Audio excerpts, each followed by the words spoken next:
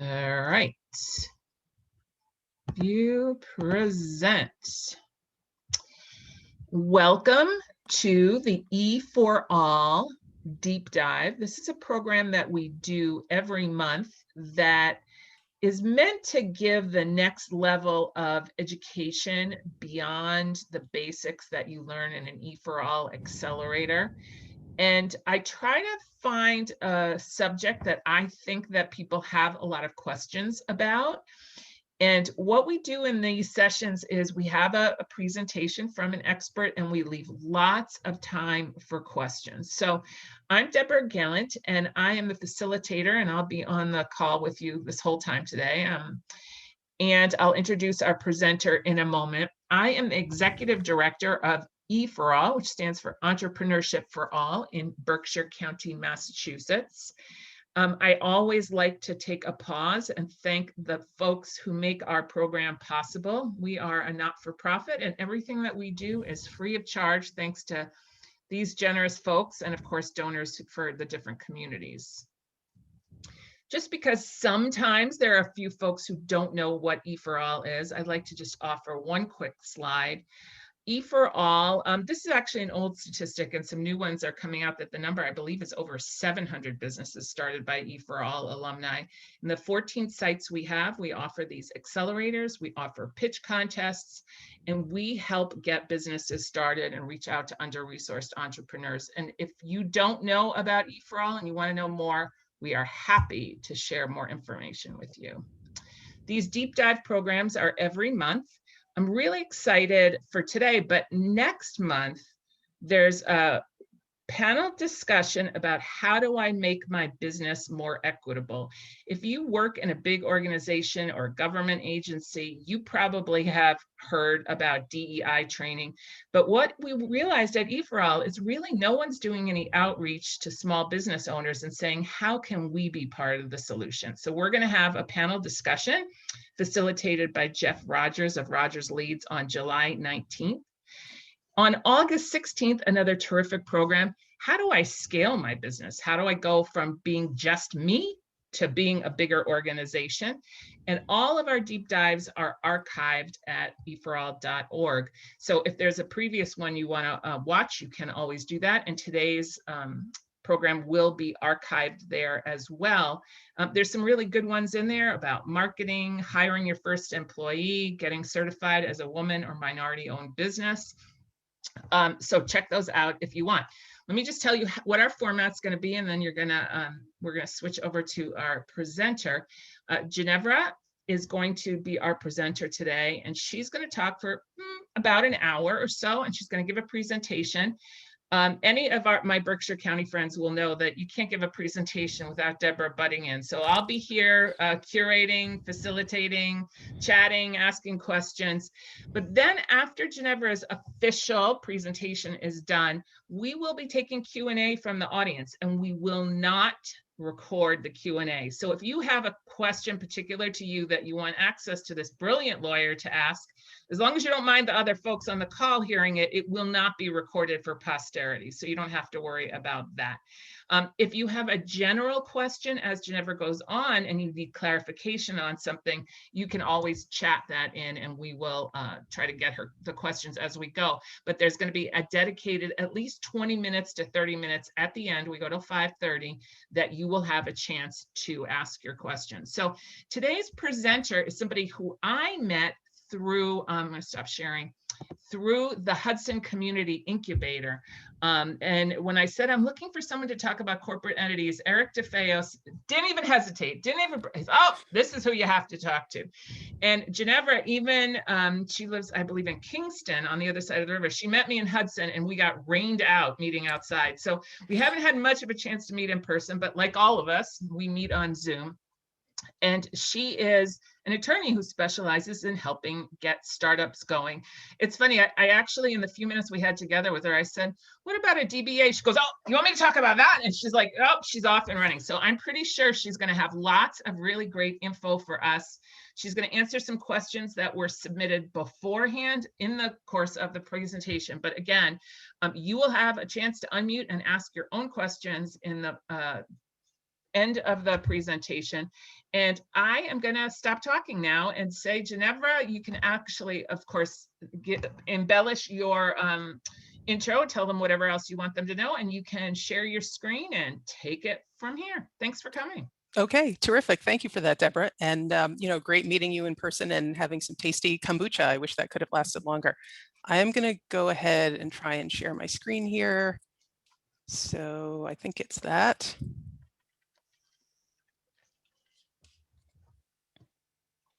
We got it. Thanks. All right.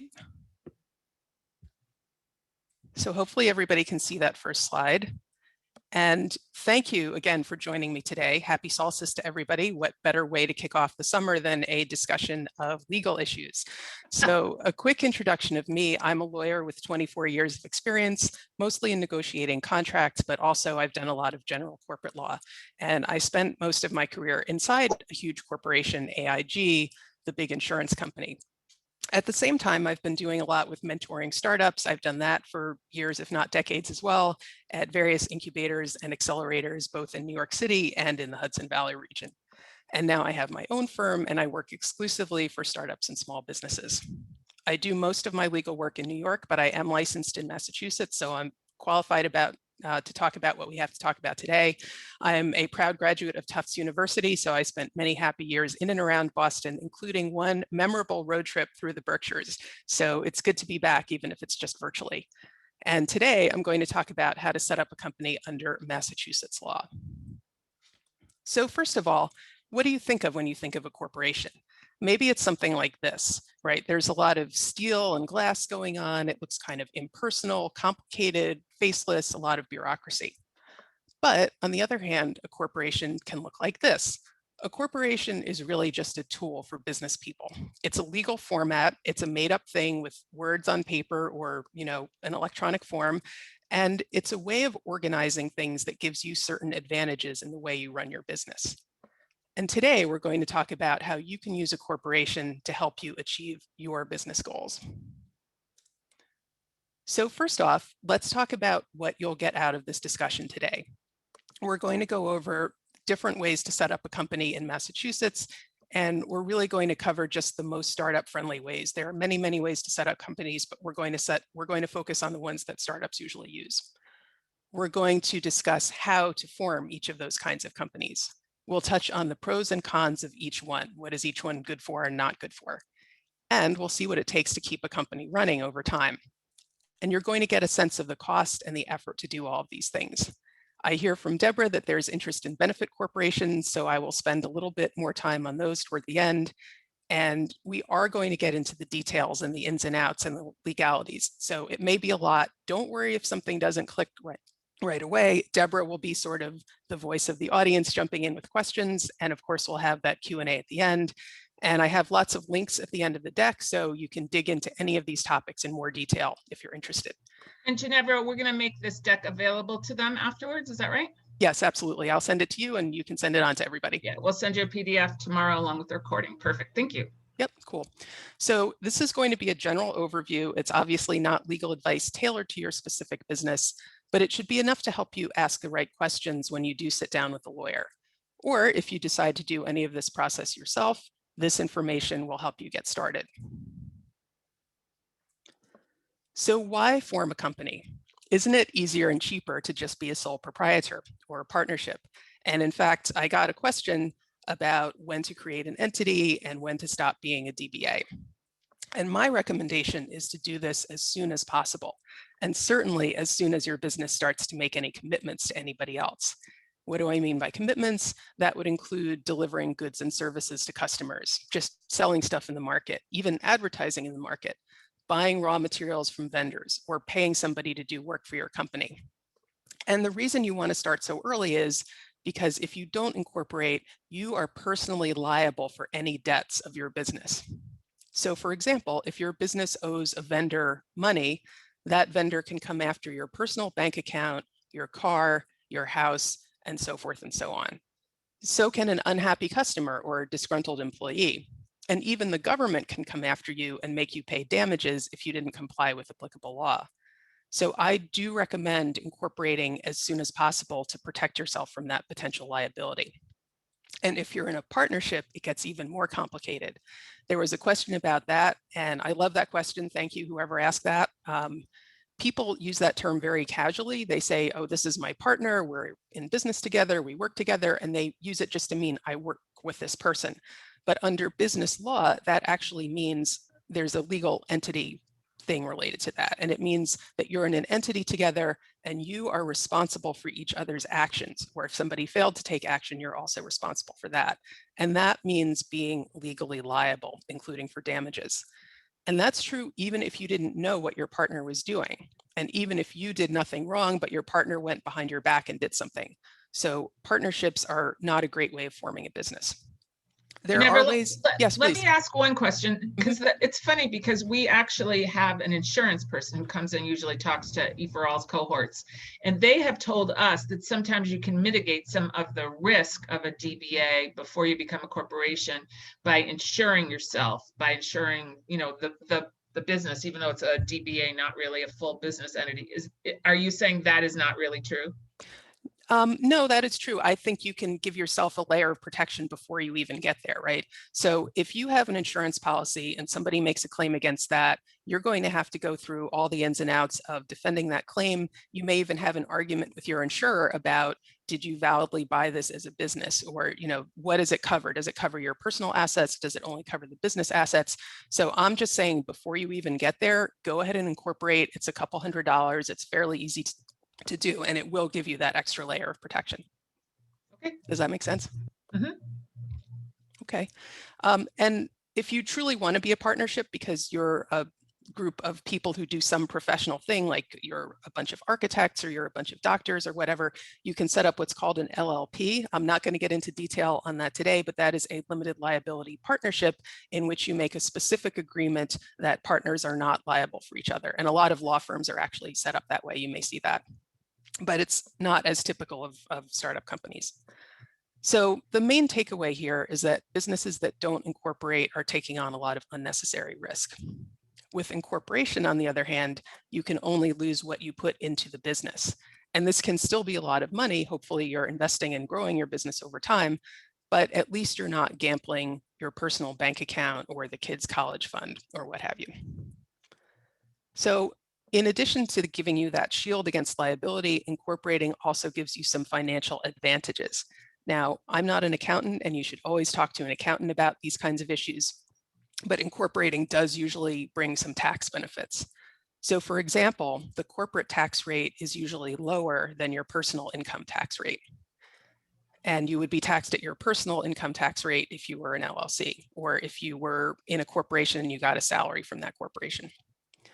So having a corporation also makes it easier for you to get money from investors. It makes it easier if you want to cash out and retire after 20, 30 years. You can sell your corporation or you can transfer it to somebody who works for you. So Deborah, I'll pause there and just see if there are any questions on why incorporate. And we'll get into how in a bit, but about well, why. I have to assume that everyone who's on this call came on because they understood there was probably a value to incorporating. So I think that's good. Do you know offhand what the expense is to just maintain a Massachusetts LLC? Like if you're an early stage company, it's one of those things you need to budget for, because even if you have no income, you're going to owe a certain amount as an entity, correct? Yes, absolutely. So we're going to get into that, but there are filing fees just to set up the company, and then there are fees to file your ongoing annual report to basically stay in business. And then of course there are taxes, there are any licenses that you might need to do whatever business it is you're doing and so forth. So it'll vary by business, but to your point, absolutely, yes, there are ongoing fees. They tend to be in the couple $100 range. Okay. Okay, awesome. So here is an overview of the main types of for-profit companies that you can set up in Massachusetts. And the first one is the LLC, or the limited liability company. And next we have the corporation. There are a couple different kinds of corporation. You may have heard of a C Corp or an S Corp, and those names just refer to the federal tax code. There are sections called the C section and the S section, and they refer to how the corporation is taxed in that context. In Massachusetts, you can also create a benefit corporation, And this is a newer kind of company. It's created under a statute that was just recently passed, and it has a goal of doing good for the world, as many of you may have heard. So these are really the most popular formats for startups, and let's find out why. The LLC is the simplest and the most flexible option for setting up a Massachusetts company. So the way it's set up is that it's owned and managed by one or more members. And these are people who all come together and they agree in a contract that they're going to form an LLC, and they file documents with the state that says that. So if the business is just you, that's a single member LLC.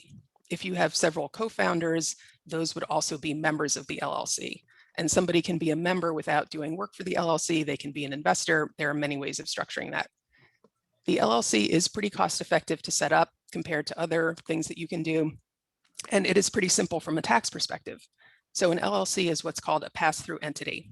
And this means that the business's profits or losses get, quote, passed through to you, and you include them on your personal tax returns, and you're taxed at your personal tax rate, just as if you were at a business making a salary. Your LLC, again, it'll have one or more members, and those are the people who run the company. And you can have somebody who just puts in money and doesn't help manage the business. So let's take a look at the ins and outs of actually setting up an LLC. So before you even start filling out any state forms and writing any checks, you want to make a few strategic decisions. So first of all, where are you going to register your LLC? This should be the state where you're located or where most of your members are located, and also where you do most of your business. So for this group, I will assume that this is Massachusetts. And how do you go about registering? You start by doing a quick check to make sure that your company name complies with Massachusetts law. So it has to have LLC in it or limited liability company.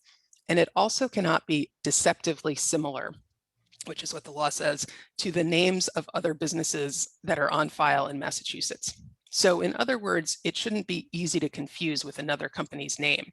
And there are a lot of ins and outs about when is it truly confusing, or when is it not too confusing, or there are only so many words in the English language, so I have to use this word and I can't use a different word. But anyway, for instance, Stop and Shop is a very well-known brand in Massachusetts. So I can't go ahead and open a store called Stop and Spend, because that would be confusing.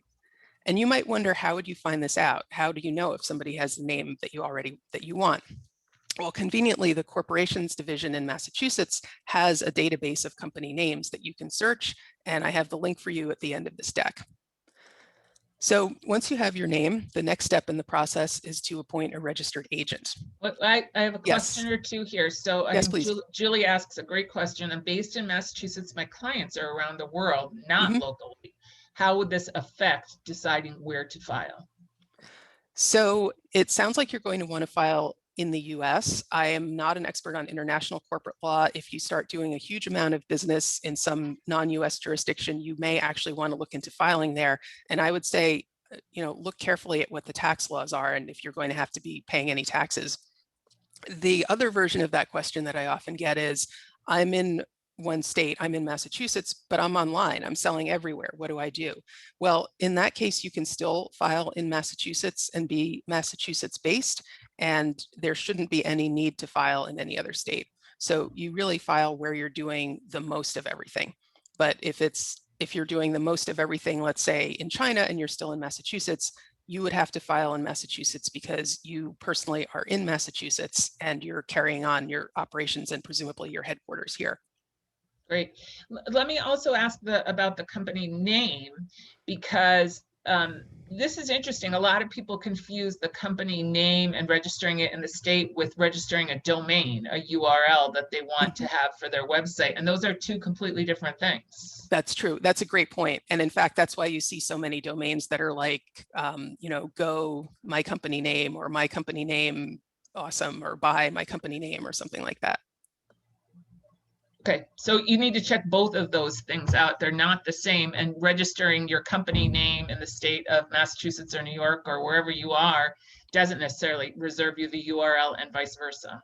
That's exactly right. And it doesn't get you a trademark automatically. Now, if you're using it for months and years on end, you can get what's called a common law trademark, which is sort of just, I've been using it a long time, I own it. But that is not the same as an official registered federal trademark. And the advantage of the federal trademark is, of course, it's nationwide, it's not just local, and you can get more damages if somebody rips off your name. So those are all really different things, and you have to look into them in detail and really think about which one do you want. Okay, so we now have talked about where they're filing, what the name is. What is a registered agent? So a registered agent, thanks for asking, is a person or company, I feel like I'm in a commercial, thank you, Deborah, who accepts legal papers if your company gets sued. So they need to be located physically in Massachusetts. And there are a couple ways to do this. You can be your own registered agent, that is 100% legal. Another member of your LLC can do it, or it can be your employee, or it can even be a third party. You can hire somebody to do it for you, and the cost will be about $100 to $300 per year. So once you've got these mechanics and logistics set up, then you can start finalizing the list of members for your LLC, and you can pick a manager. So if it's just you and you're a single member LLC, that's fine, and that makes you the LLC manager. That's simple and easy. But if you have more members, now is really the time to define who does what at the company. And my strong recommendation here is to put together a legal contract that's called an operating agreement. So this is not a state requirement. It doesn't have to be filed in Massachusetts, but I recommend getting it done before you file or roughly at the same time. It could be a little after, but you want to get it done early in your journey of being a startup. So to draft this operating agreement, you need to know how many members you're going to have, how they're going to make decisions, and who is going to be responsible for doing what. And that could mean somebody is just putting in money, it could mean somebody is doing day-to-day work, or it could mean something else. This is also where you decide who owns what percent of the LLC. And as you can imagine, these can be some tricky and intricate conversations. This affects, of course, how you share profits and losses that the company makes, if there are any. And then you're also going to list out your members' rights and responsibilities, including voting rights. So things like if you want to bring in a new member into the company, or if you want to bring in an investor, who approves that? How many people need to approve it? What if you want to do something huge, like sell the company? What if you want to do something small, like open a new bank account? What are the rules of the road for your company? That all goes in the operating agreement. And finally, it explains what happens if one member wants to sell their interest. Do they have to offer it to the other members first? Can you bring in an outsider? So you are sort of beginning with the end in mind, but it's really recommended to have these conversations up front so that you aren't scrambling later to figure it out. The other thing is, if you don't have an operating agreement, state law will apply as the default. So you can imagine if you run into an issue with your business later on, you're not going to want to start Googling Massachusetts corporation law to figure out what the default is that applies because you don't have an agreement. You're not going to want to call a lawyer and spend money on a lawyer to figure it out. So I would say draft that operating agreement up front and have it so you can just pull it out of the desk drawer and make your decisions that way. If you're a one-person LLC, so you're the Mhm. only member, do you need to worry about an operating agreement? You might have an operating agreement just to say, here's how things are going to work in the future. And it would certainly make things easier if you were going to bring in more members. Sometimes a bank also likes to see that document if you're opening a bank account, just to show that you have it. But obviously, to your point, it's less important. Okay, another question about LLCs. If there's let's say it's a two-person LLC, or you have a minority member or something, both parties are passing through the income based on the percentage of ownership they have in the LLC. So if it's a 50-50 split, you have to report 50% of it on your income tax, and they report 50% on their income tax. Is that right? That's my understanding. Again, I'm not an accountant, but I think what would happen is everybody would get issued K-1s, and it would be according to the split. So you could do 50-50, you could do 60-40, you could do whatever you think is fair, but that's pretty much how it would work, as far as I know. Okay. Okay, great. So now that you've got all that settled, you're ready to file your certificate of organization. And you can do this online in Massachusetts. I have the link for you at the end of the deck. It's a pretty simple 3-page document that has some basic information just about your company, where it's located, contact information for the members, and so forth and so on. And you have to talk about the purpose of your business. Now, this can be very general. And to have maximum flexibility, there's certain boilerplate that you can add. And I'm actually going to show you this later. You'll see it spelled out, but it's usually something like, I am going to sell clothing and any lawful business for which a limited liability may be organized under the laws of the Commonwealth of Massachusetts. So it's really saying I'm going to do my purpose, but I'm also going to do anything that's legal for a company like me to do. And what this does is it lets you expand or pivot later without having to pay to update your filing. And somebody asked exactly that question. What happens when you have an LLC, but you've pivoted? Can you use the same LLC or do you have to create a different one? And here I'm going to give a very lawyer's answer, which is that it depends. It depends. Yep.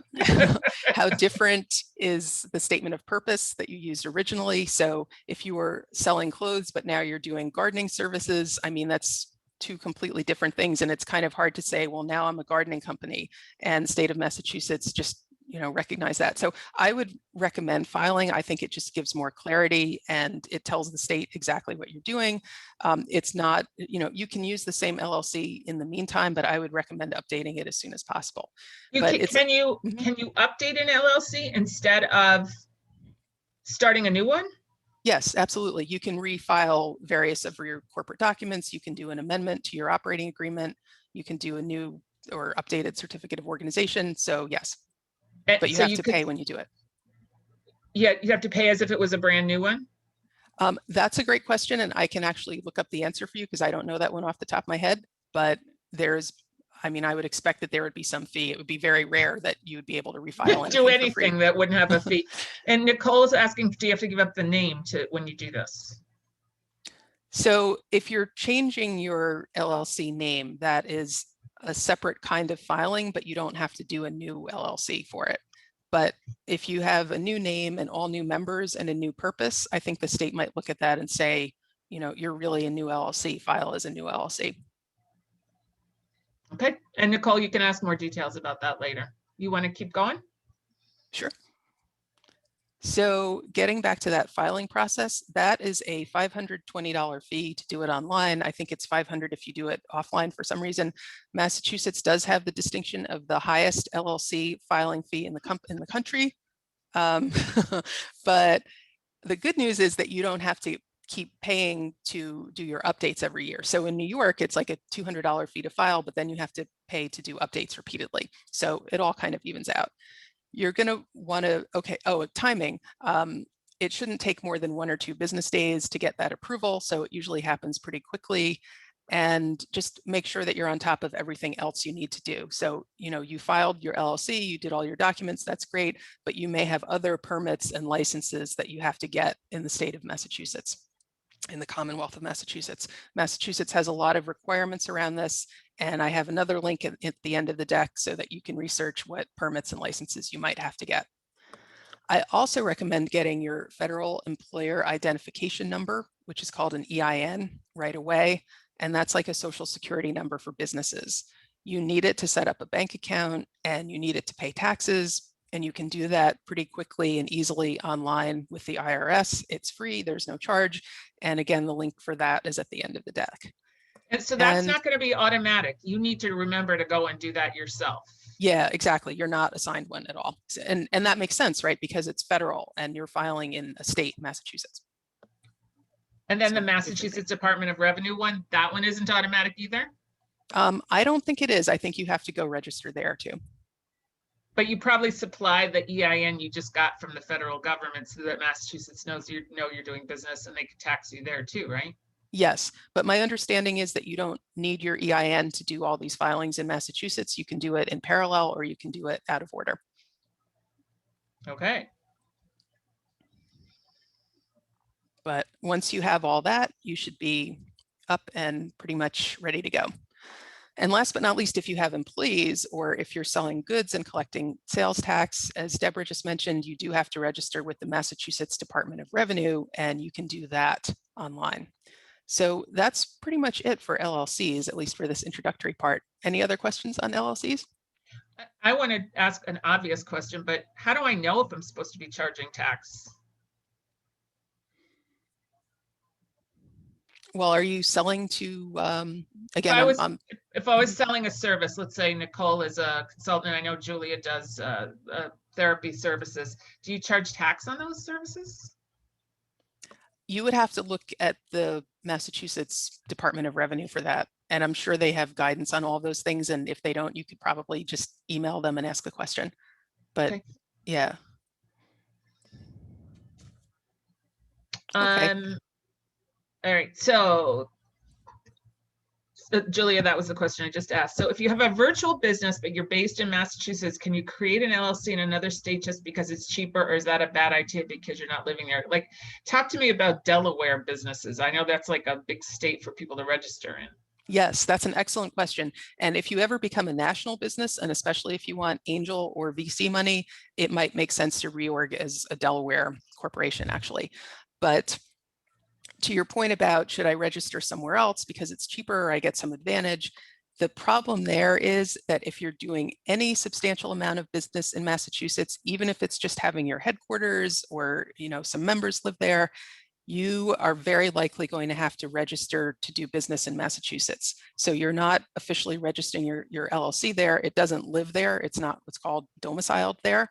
But to do business in Massachusetts, you would still have to pay the state for the privilege.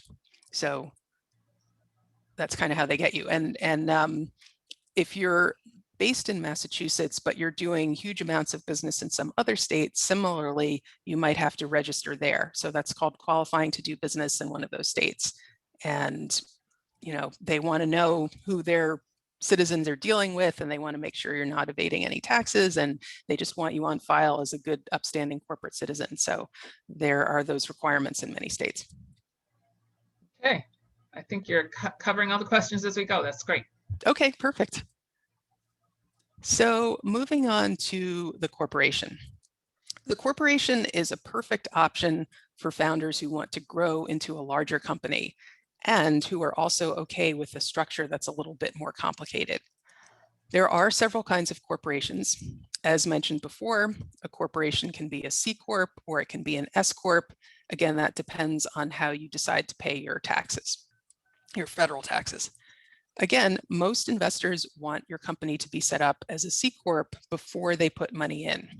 An S Corp is not great for getting investment for two reasons. First of all, there's a limit on how many shareholders you can have. With an S Corp, you can have 1 to 100 shareholders, no more than 100, but you never want to limit the number of people who can support you financially, who can invest in your company. So second, an S Corp doesn't let you have different classes of shares. So investors they usually want to buy what's called preferred stock, and that is different from the common stock that you would give out to your employees. So not too many founders use the S Corp format. Similarly, LLCs can be a little bit challenging to get investment. You would have to do a promissory note, or you would have to add somebody as a member, but a C Corp doesn't have any of those issues. So there was a question. Yes. Let me just pause here. Mm-hmm. If I start not as a DBA, because you've told me all the reasons not to do that, I've started as an LLC, which seems pretty straightforward, though a little bit expensive if you're brand new and you don't know if you have any revenues yet. It's a little expensive, but the risk is much lower. So I have an LLC and I'm passing through everything, and it's just me, or it's me and a partner.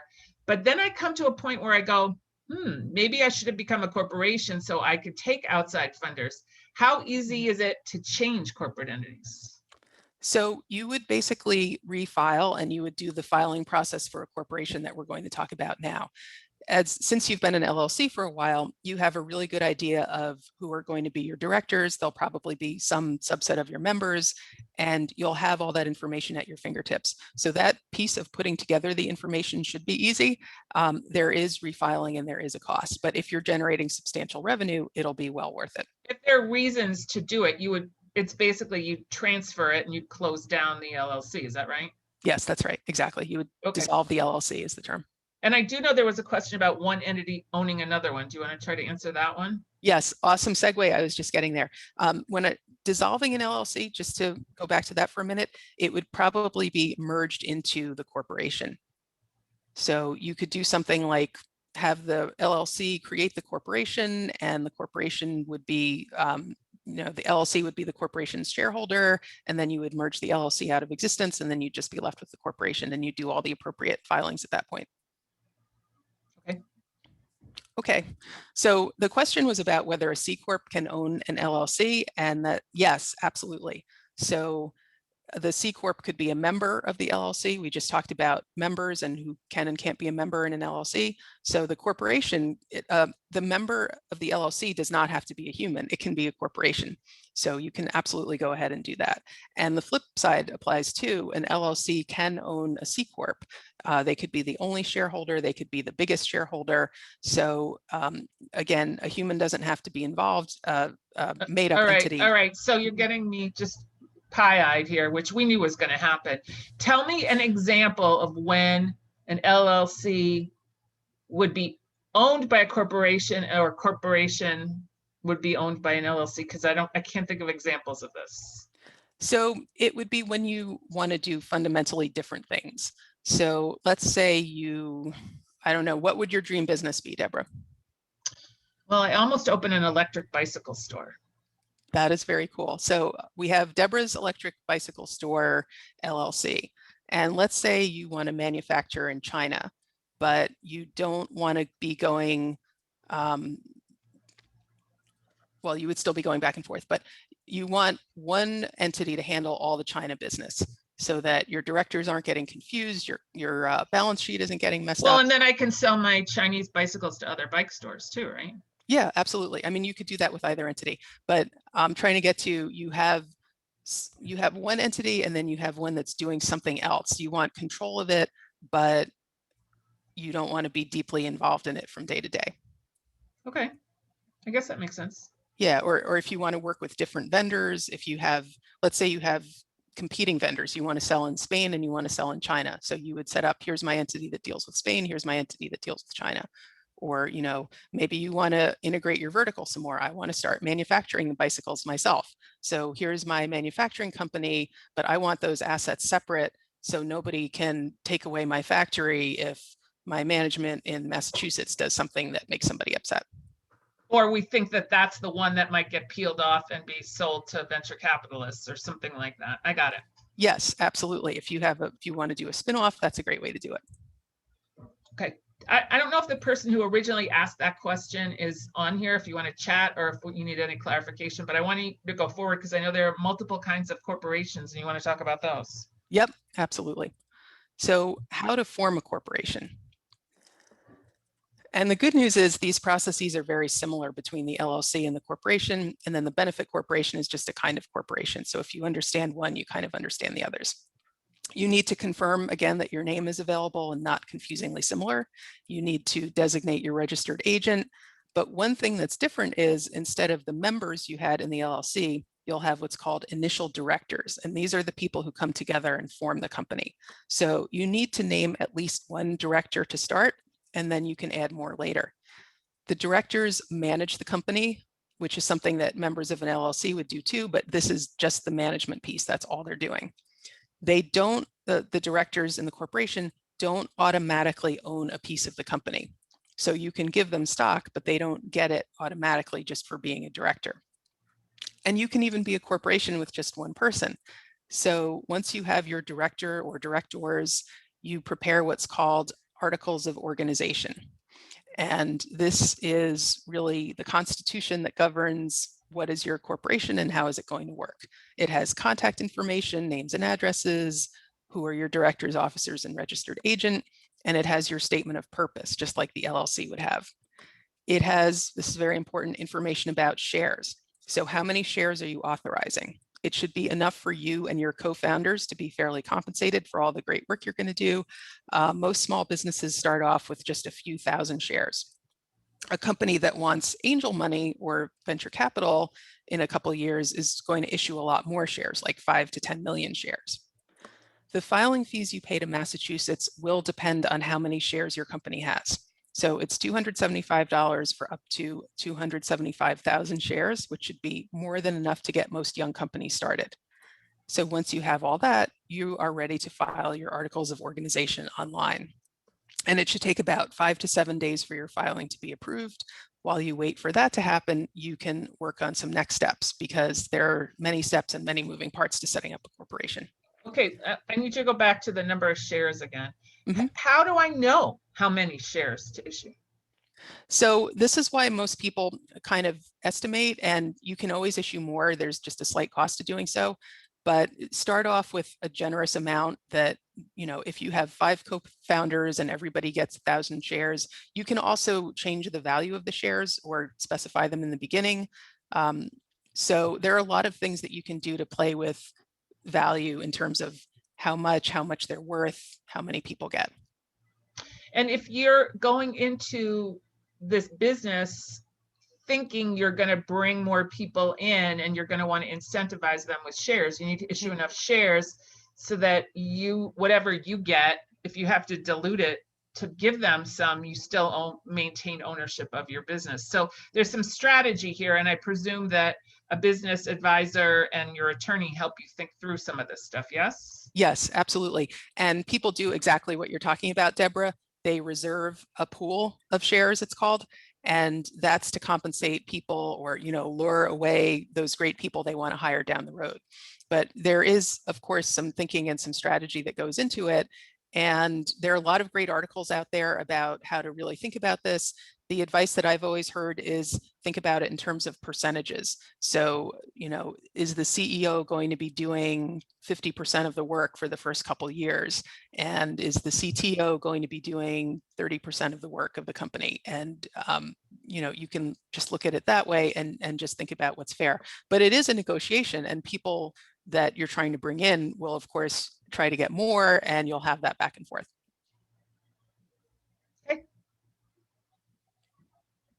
Okay, so there you are, registering online.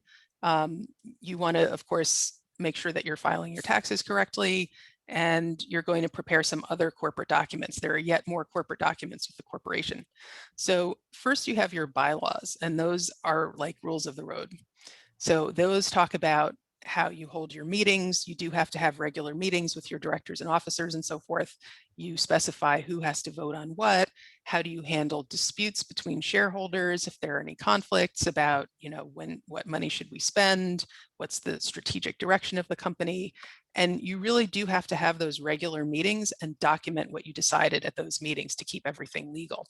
And this gets a little bit weird if you're a one-person corporation. So it's like, well, President Deborah recommended that we sign for this loan, and then Deborah, wearing her director hat, approved, and then Deborah, the treasurer, committed that she would do it by month end. So that is a little odd, but it is 100% legal. And in fact, you should be documenting all those things so that you go on record as being a real business. If you have shareholders in your corporation, you're going to need a shareholder agreement. And this is where you agree in writing on what everybody is doing, even if some people are just giving money and they're not doing any day-to-day work. So what sorts of things would go in the shareholder agreement? Well, that is where you get into your percentages and who gets how much stock, who owns how much of the company, what vote do you need to authorize new shares? As you can imagine, there can be a lot of politics about the original employees don't want to get diluted, but the new ones want to be fairly compensated. So you have to almost think about and balance these interests at the very, very beginning of the company. What if a shareholder leaves? What if they are on disability, or what if they move out of state? Do you want to specify that somebody can only sell their shares back to the company, or they can't sell them to a competitor? So lots of decisions for you as the CEO and founder. Once you've figured all this out, you want to create your stock certificates. And this is still a paper process. It might be a great opportunity for some enterprising person, but you actually buy shares for about $1 each, or you can have somebody email them to you and you print them out. And then you literally just fill in the blanks. It's a certificate with your company's name and the recipient's name and how many shares you get. And of course, you need to look into whether you want to file with federal or state tax authorities when you issue your stock. Do check with your accountant on that. And then there are just some housekeeping tasks of setting up a corporation. You need to get your EIN. Again, that's the federal employment number, so you can get that online. You want to set up the company's records, including a minute book, and that's where you'll write down all of the things that happen during your meetings, including your meetings with yourself if you're the only person in the corporation. And then you have to figure out whether you have to qualify in another state, like we talked about before. Are you based in Massachusetts, but you're selling in a bunch of other places? Depending how much you're selling, you may have to go ahead and register. So I'll pause. Are there questions on setting up a corporation? I have one, which is, aren't there attorneys who will sort of do all this for you? Like you literally run your meetings and get your minutes and issue the certificates, and like you just write a check and someone else worries about all of this? Yes, absolutely. There are outsourced services, and I'm going to get into that a little later on. But since you mention it, it is certainly something that's available. If I were a founder, I would like to kind of know the ins and outs of it myself and make sure that that attorney or that service was doing the right thing. So I do recommend maybe doing it yourself for a year and getting a feel for it. But otherwise, that service is certainly available. Yeah, And the cost is, this feels like it's not a good use of my time, and making sure it's done according to the law. Assuming I have figured out a profitable business model, my time is better spent building the business and paying somebody else to do all of this. But if I don't do it, I'm operating illegally. And because I'm a corporation, I'm going to be taxed on the income of the corporation, and this isn't passed through. That's really the yes. deciding difference here, right? Yes, yes, that's true. So, arguably it's less of a tax hit to you, and this is something that you're spending. So, maybe it reduces your tax burden somewhat. Yeah, I mean, if you have the revenue and this is the use you want to make of it, good for you. And if you can use your time elsewhere better, then yes, that certainly works. Okay. Okay, great. So that brings us to the benefit corporation. And I'm sure many of you have heard the household names that are many benefit corporations. So Patagonia, Ben & Jerry's, Kickstarter. The benefit corporation was really invented to give business owners freedom, the freedom to make decisions that aren't just based on growing profits. So the old school view is that a company's only real legal obligation was to maximize profits for shareholders. And that wasn't just them being greedy, it was protection for their investors as well, because there was a time in history when there were just too many stories of people saying, I'm going to form a corporation, and they would take investors' money and they would deliver nothing and they would just pocket the money. So now investors are more protected, but companies want to make sure that they're not focused solely on profits. So they have this new form that was invented by statute and is not available in every single state, but is available in Massachusetts. So this lets the corporation focus on something that's not just profit. And in the old days, shareholders might complain about that. They might ask for their money back. They might sue. They might say, look, you're supposed to be focused on making a profit for me, not like beautifying the parks or helping rehabilitate people who need jobs or whatever your focus is. So a benefit corporation, if it was in that situation, could turn around to that cranky investor and say, it is literally part of my legal reason for existing that I do good for my community. And you, investor, you knew about those lower profits when you signed up with me to give me this money. So you, investor, are agreeing to maybe lower, slower profits, but good impact on the community.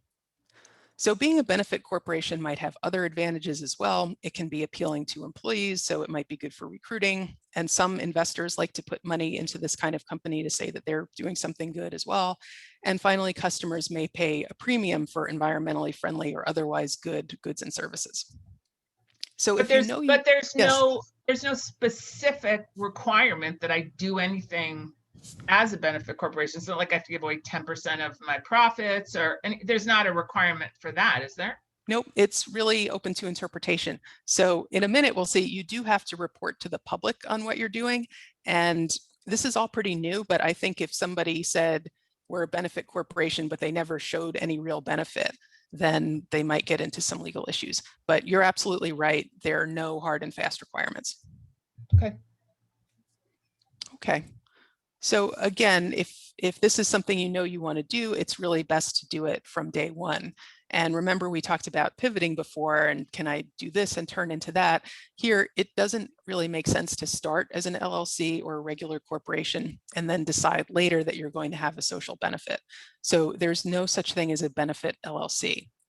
And also a benefit corporation is a different kind of legal category from a C Corp or an S Corp, which I will just refer to as a regular corporation. That's kind of your plain vanilla corporation.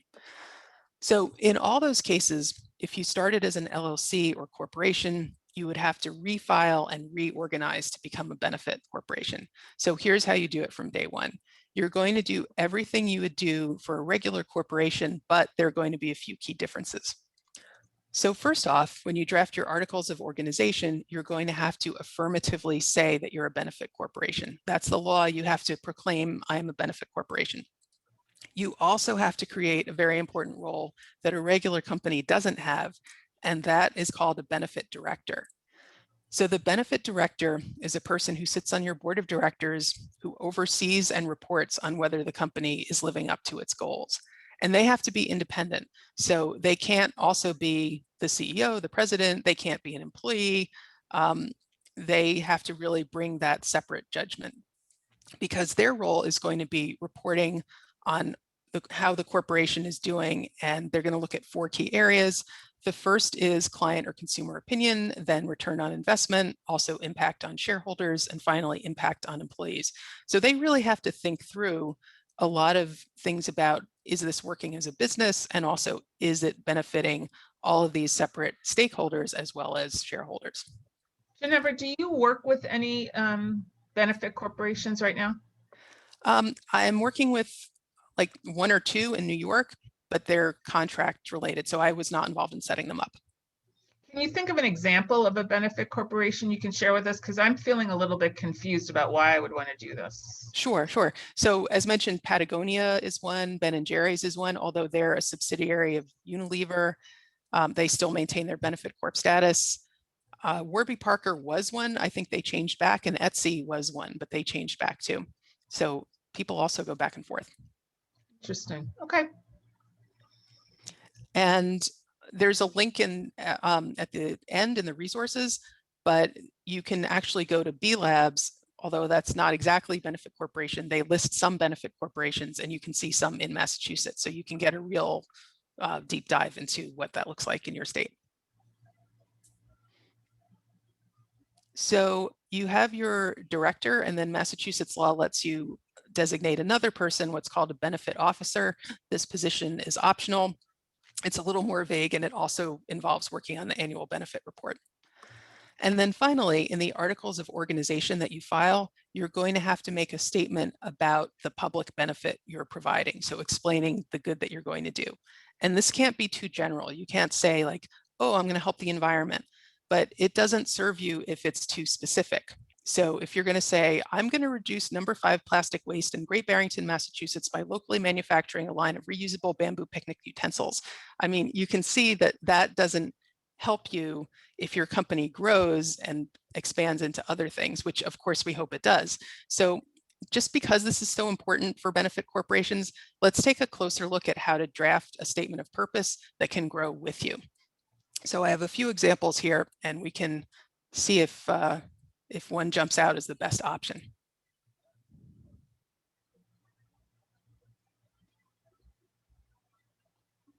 The first one here is so where it says any lawful act or activity, blah, blah, blah. This is boilerplate wording.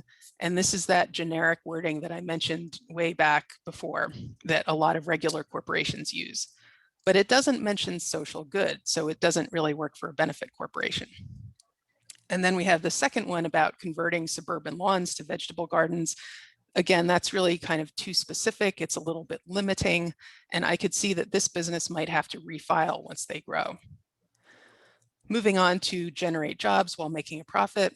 I mean, that could really be any business. And I don't like to say that profit is part of your purpose. Companies really don't do that. And for good reason, because all businesses have ups and downs. And what if you have an unprofitable year or even an unprofitable couple months? It looks like you're going against your corporate purpose, and it looks like you're almost promising that you'll always be profitable. So I would stay away from that kind of language. And that leaves us with the last one that really is the best one. It's not too specific, it's not too general, and you could even combine it with the first one about plus any lawful act or activity to get a really robust statement that can grow with you as you grow your company. But it's still not a quantifiable, I'm going to do this. So that's pretty interesting. Yeah, and you don't want that. I mean, you definitely want that in your business plans or when you're talking to investors or your internal KPIs, but a legal statement is very general. I mean, think about if you had to stand up in court and say, I promised to do this, could you say you did it? Okay. So you don't want to take on too much responsibility there, in my opinion. And if you look at other company statements, they tend to be along these lines. So I want to take a minute and just point out some differences. A benefit corporation and a B Corp are actually two different things, and they sound very similar. It's easy to confuse them. Talk about confusingly similar wording. A benefit corporation has to do with how your company is set up under the law, and that's paperwork that you file with the state. A B Corp, on the other hand, is a separate certification that you get from a group called B Labs. And it says that you're doing good for the world and it can help with marketing. So it says a very similar thing to your B Corp, your benefit corporation statement of purpose. Very easy to get them confused. With B Labs, you have to fill out a detailed questionnaire about your social and environmental impact. And you also have to pay a fee, of course, every year, which depends on the size of your company. There's a non-refundable application fee of $150. And then after that, the annual fee that you pay is based on your sales, how much money you're making, not profits, but sales. So up to 1 million in sales a year, the fee ranges from $1,000 to $1,400. And B Labs doesn't let companies become B Corps unless they've been in business for at least a year. And they prefer that you are a benefit corporation. They say that on their website. You can go ahead and get certified if you're an LLC and at least start the process, but you would have to change. Deborah just mentioned, can you change one format to the other? You can, and you can do it to get your B Lab certification, but you have to jump through extra legal hoops. There are expenses. So much easier to just be a benefit corporation on day one. But if you want to get a sense of that application process and how it works, I have a link at the end. You can check out B Lab's website. And I also want to mention quickly that a benefit corporation is different from a not-for-profit corporation, also known as a 501c3.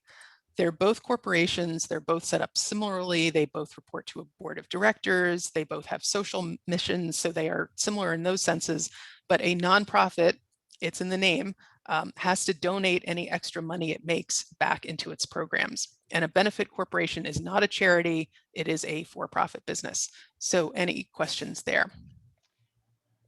So you can be a benefit corp without having that B certification, B Corp certified from B Labs. Is it worth having it? Do the consumers look for it? What do you say, not necessarily as a lawyer, but as a business advisor to somebody? It's very new and it is just getting started. There are certainly some prominent B Labs who have done very well with the marketing. I think you really have to think about your business and say, analyze your customer and say, well, they pay extra for this.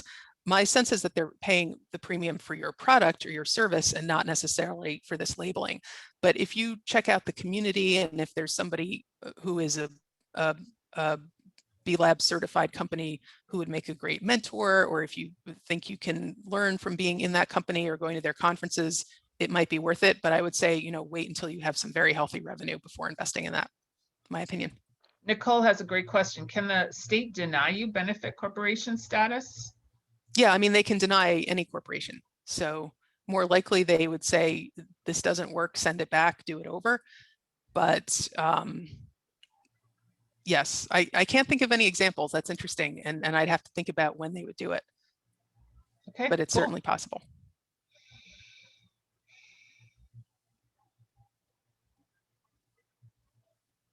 Okay, were there other questions or should we move on just here? That one. Okay, so once you have set your company up, what do you have to do to keep it running?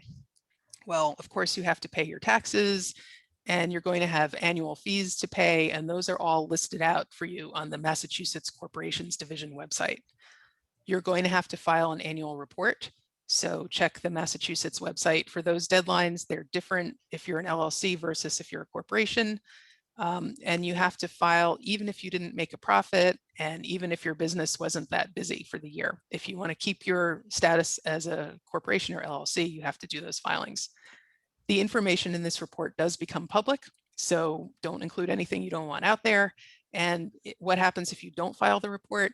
Well, the state may decide that you're not operating as a business and they may effectively shut down your company, say that it's not a corporation anymore. There are a lot of... Does an LLC file an annual report? Yes. Okay, so their annual report is required for both of them. That's right. Okay. Okay, and there are services that can do this for you online, as mentioned before. And it's not that hard to do yourself by downloading the forms, but if you do have the money to invest in the service and it's worth your time, absolutely, that's available. If you're a corporation, it is very important that you have regular meetings of your board and officers. If you don't do this, and if you get into a legal dispute later, a court could decide that you weren't really operating as a corporation all that time. So you risk losing all the good protections against liability that we talked about way back in slide 5 with that guy walking on the tightrope. Do the right thing, put these on your calendar, and then they can get done in an organized fashion. Some very quick details on annual reports. You need different information for different types of entities. So for the LLC, this is just basic data about your location, your members, who's your registered agent, and you reiterate your brief statement of purpose. For the corporation, you do all that plus information about your investors. So did you transfer a large amount of shares, or I'm sure there's some threshold, but a certain amount of shares to any person or entity that goes into your report. For a benefit corporation, it's the same as for a regular corporation. Plus, you also have to file a benefit report. And here is where you talk about how great you're doing at fulfilling your social mission. You can also talk about any challenges that you've dealt with. So if any third-party standards apply to what you do, you also talk about them there in that benefit report. So if you sell organic food, are you complying with third-party organic standards? So remember how you nominated a benefit director before. This is their show and this is their chance to shine. They sign off on this report. At a small company, they'd probably write it as well, although they could also outsource it. I actually went and found a couple of annual benefit reports from Massachusetts companies, and you can see how other folks do it, and the links are at the end. Some of these are hundreds of pages long. They have commissioned artwork, they have special research.